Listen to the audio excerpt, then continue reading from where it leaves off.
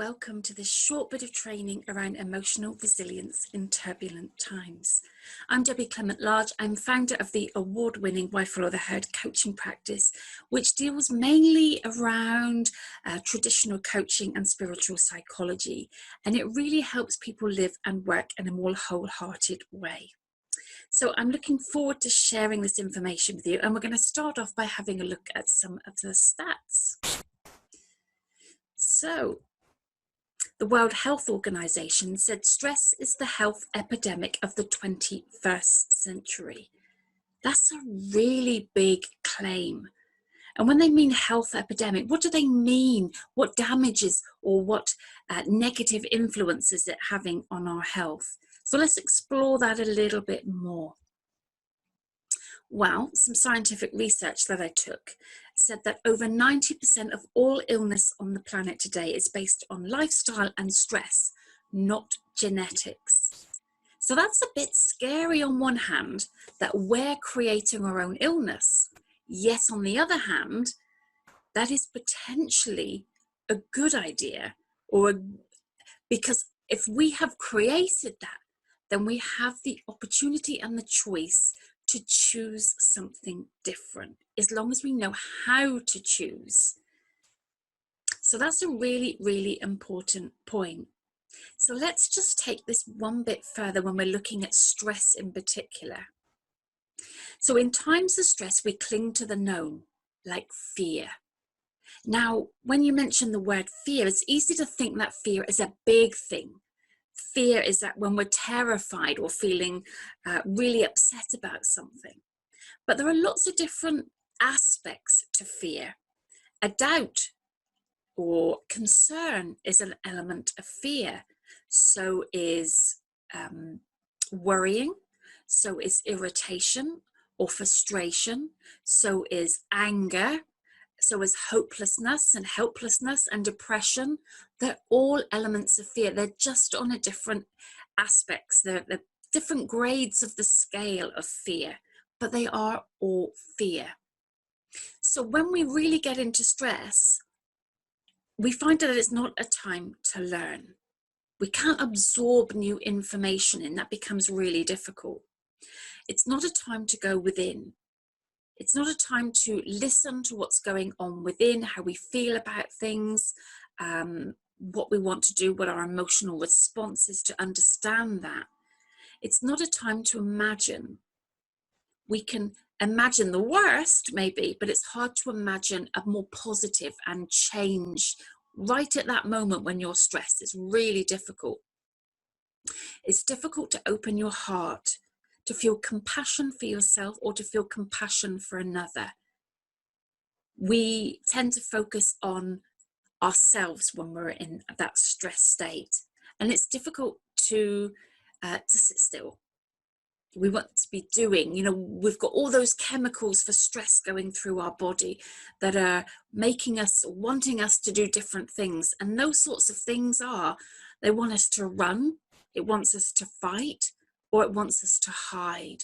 And that's our fight and flight response.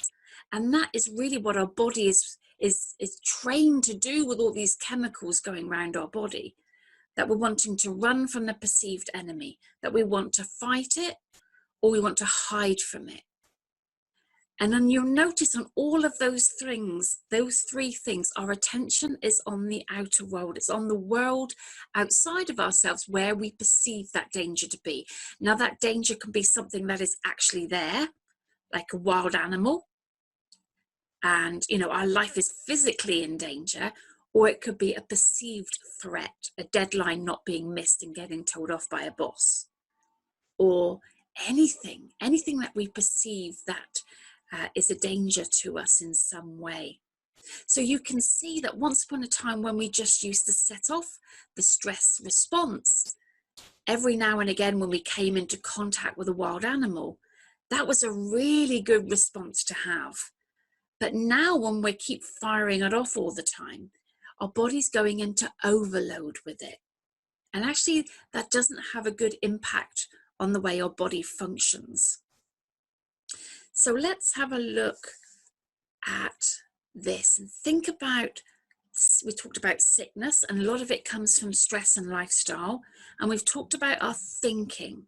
So let's just take that down a little bit further and say, if sickness is a symptom of stress, and stress is a symptom of our thinking and our perceived thoughts, that means that the sickness and the stress isn't necessarily a bad thing. It means that through our thinking, we have the power to change our thoughts to help support us and nourish us, and to feel compassionate with ourselves, to help us to be more well rather than to be more stressed and more sick.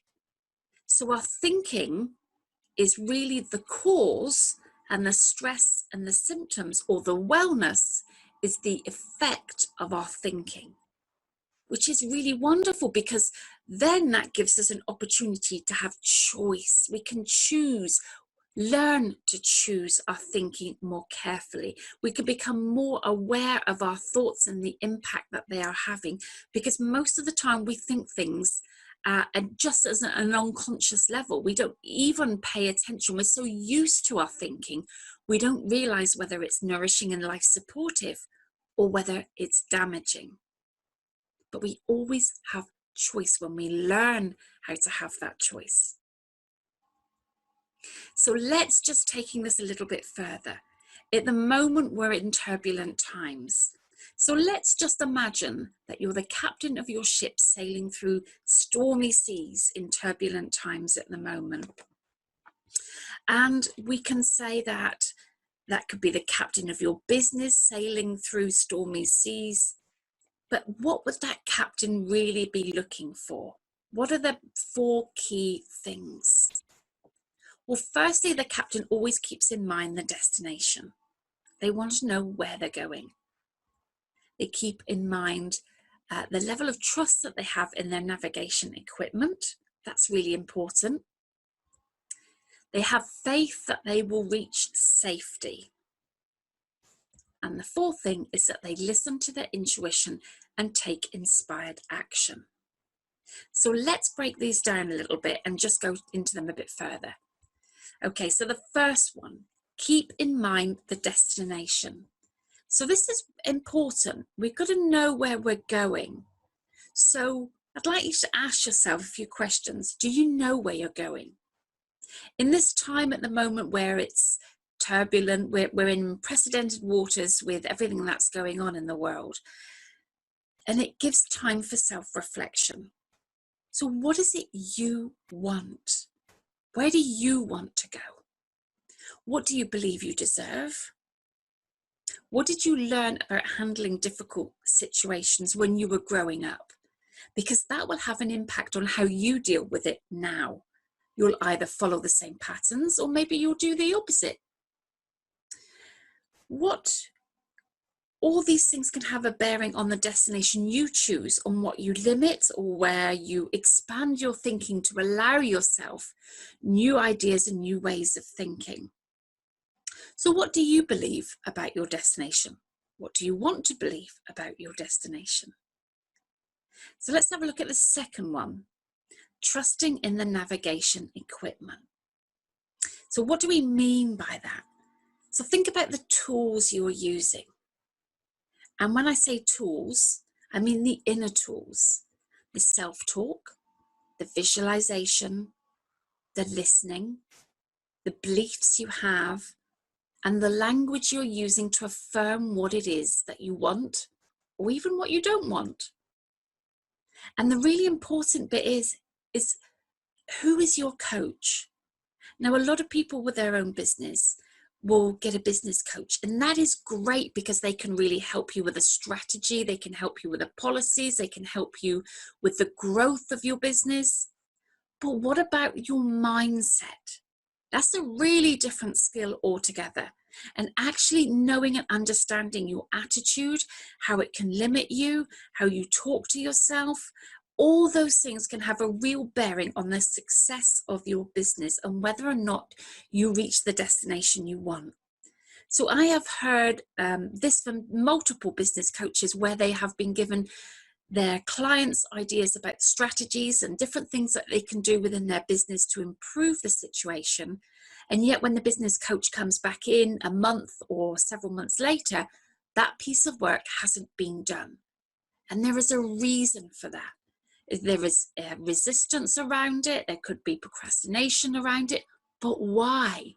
What is it that's holding you back from doing that piece of work? And that's really where I come in, being a help to understand your own thinking, your own beliefs, to have choice in your beliefs and the way you think going forward. So the tools like self-talk, using visualization and your imagination, that's a really powerful tool. Listening to yourself and to other people, understanding your beliefs, and affirming what it is that you want, learning to understand the way you use language. So let's understand this a bit further. So I would like you to imagine I've got an orange in my hand. And if I was going to take that orange, say, and I was going to give it a really big squeeze, what would come out of it? And you'd say, well, orange juice. And I'd say, yeah, but how do you know? And you'd say, well, that's what's inside. And I'd say, yeah, actually, you're right. I wouldn't get pineapple juice. I wouldn't get milk. I wouldn't get apple juice out of that. I would get orange juice because that's what's inside. So you imagine the pressure that we put on ourselves and feel on ourselves from other people and outside circumstances. And when we are under pressure, what comes out of us is what's inside of us. And what I mean by that is what comes out could be worry, it could be concern, it could be anger, it could be frustration. All those emotions are things that are within you already that haven't been dealt with, or we're not emotionally intelligent and not understanding how to understand and use our emotions. So this is all what comes out when we are under pressure. So this is what you can learn about yourself and really help yourself to become more emotionally resilient. So let's have a look at the third thing the captain will do to help during turbulent times. And this is around faith and trust. So it's talking about reaching your destination safely. So when we take the word safely, where does our safety come from? Well, most of the time we look to other people to help to keep us safe. We might look to an employer for safety in the workplace.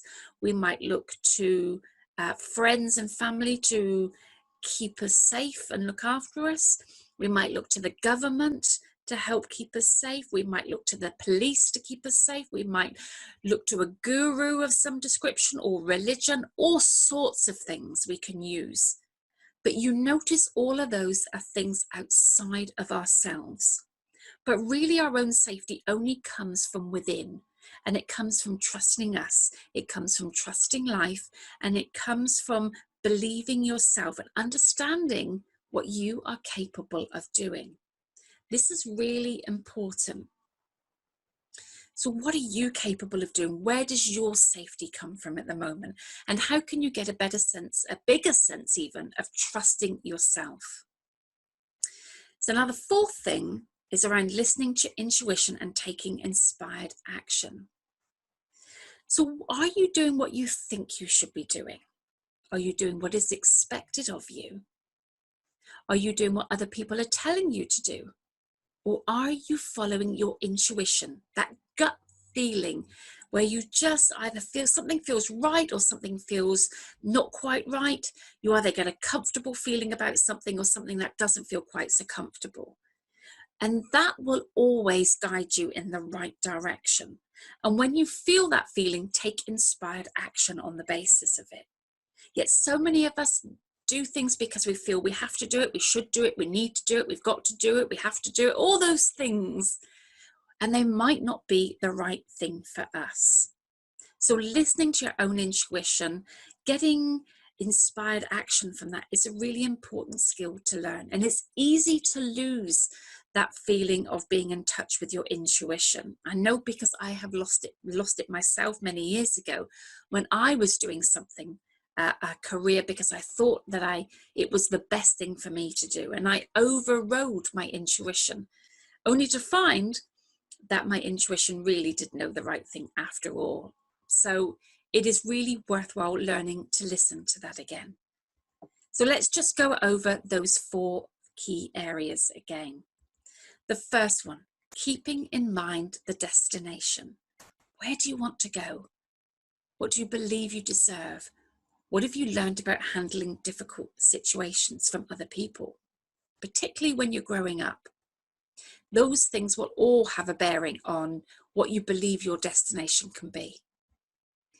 Trust in your navigation equipment. Learn self-mastery tools so you can make conscious choices and be proactive rather than reactionary. This is really, really important. This is the best gift you can ever give yourself, is really learning those self-mastery tools. The third thing is having faith that you will get to safety. Trust in yourself, trust in your ability. Feel that the inner safety comes from you, not from something outside of yourself. Take the 100% responsibility for what is showing up in your life, because then these are giving you some wonderful lessons of how you can learn to handle things or deal with things in a different way. Instead of them being difficulties and obstacles, they are wonderful learning opportunities. The fourth one is to listen to intuition and to take inspired action. And as I said, are you doing what you think you should be doing or feeling like you're expected to do, or are you following your intuition? So these are some really key and important points for you to think about as you captain your ship through stormy seas in these turbulent times. If you'd like a chat or some more information about how you can really support yourself and gain that self-mastery, which is like building your emotional intelligence, it's attitudinal healing, all these wonderful things about really becoming resilient to dealing with change. You can have a check out my website, or you can drop me an email, and it would be great to chat with you. Anyway, I hope this has helped, and maybe we'll catch up soon. Take care.